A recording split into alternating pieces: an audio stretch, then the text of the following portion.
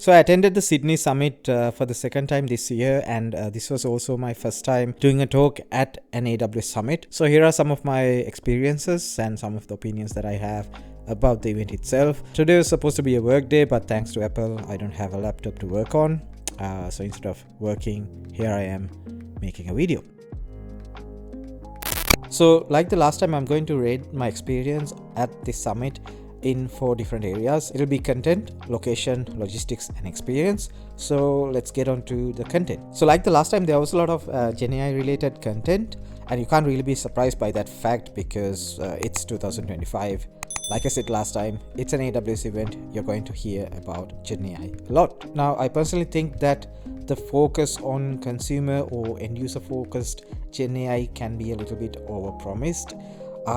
But at the end of the day, this is something that could have a lot of potential. So I think it's important for these kind of presentations to be backed by real world examples, real world impacts. So for an example, there was one keynote section that was done on the impact of GenAI and machine learning related technologies on healthcare imaging. So those kind of experiences can be really inspiring, really supportive of the adoption of this kind of technology. So I think the focus can shift a little bit more from consumer facing startups to these kind of real world applications. I mean, I get what AWS is doing here, and I think it can be a good impact on this sector, but at the end of the day, the fatigue of hearing this word again and again without actual evidence of real world impact could actually be harmful. There's some really good topics on GenAI adoption, scalability, and also observability in real world situation for LLM related applications. So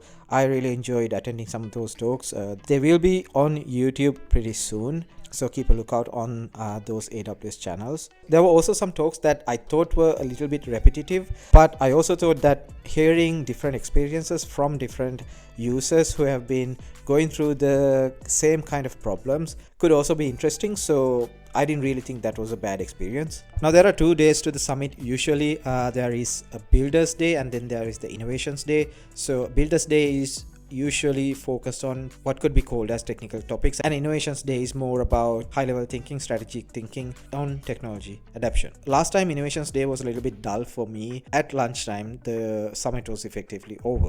But this time, Innovations Day was also filled with a lot of technical talks. So there was a good spread between strategic focus and also implementation focus on Innovations Day. There were game day events, a little bit of mini hackathons going on. These are usually focused on people who are new to AWS, but that doesn't mean these are easy steps to be done. The highlight of the event for me was the developer launch. There was a lineup of lightning technical talks scheduled for both days. It was really interesting to see real world experience from people, especially from the AWS Community Builder program. I also did a lightning talk on the topic of Kubernetes authentication into AWS. If you're a subscriber to my channel, you know what that content is. If I rate my talk myself, I thought I did somewhat of a bad job.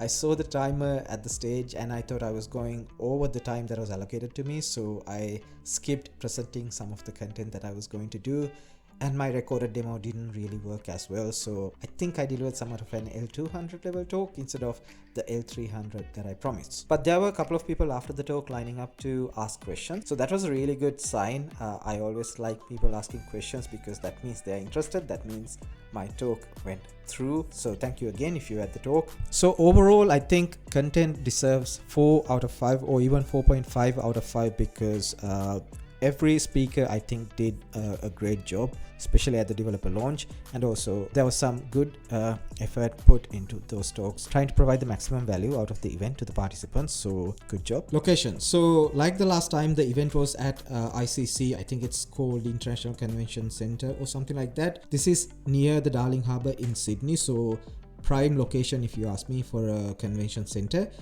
Really accessible and a really good place to be. Another plus point is that the summit was held at the same time as the Sydney Vivid Festival, and it was a really good time to be in Sydney. Just seeing all those lights lighting up the Harbour Bridge, the Opera House, all of those places. So both my wife and I attended the summit, and it was a really good time for us in the city. So 5 out of 5 for location. Don't change anything about this place. So let's talk about logistics for a second. Right at the start, I should say the silent disco setup that they had this time was 10 times better than the last time. There were good equipment provided to the users, and the audio quality was actually really better than last time, and the crew was also really attentive on fixing some of the issues. So really good stuff. I think compared to last time, this was maybe 500% of an improvement to the overall experience. The expo area was the same size as the last time, so I thought there was a lot more people than last time, so it was a little bit too crowded, especially in the expo hall itself. Is too many people a bad thing? Well, I don't really think so, because the more people that participate in these events, the more that AWS will be adapted. But at the same time, I think there could have been better crowd management. I'm not saying that you should be policing the crowd every 5 minutes, but when it is too crowded, it can get exhausting pretty soon, if I'm being really honest. So let me also talk about food. There was free catering in the event itself. We went out for tea, lunch and everything. There are a lot of shops around that location, so it's not hard to find food around, to be honest. The crew actually did a really great job at managing a lot of hungry people. I think it's good that free food is provided. I think I can give 3 out of 5 for logistics. The final area that I want to talk about is the overall experience. I think this was a great experience for me and my wife as well. It was her first time attending a summit, and at the summit I was able to meet a lot of new people that I have seen online before, so it was really good to, like they say, put a face to a username. The same set of vendors were there in the expo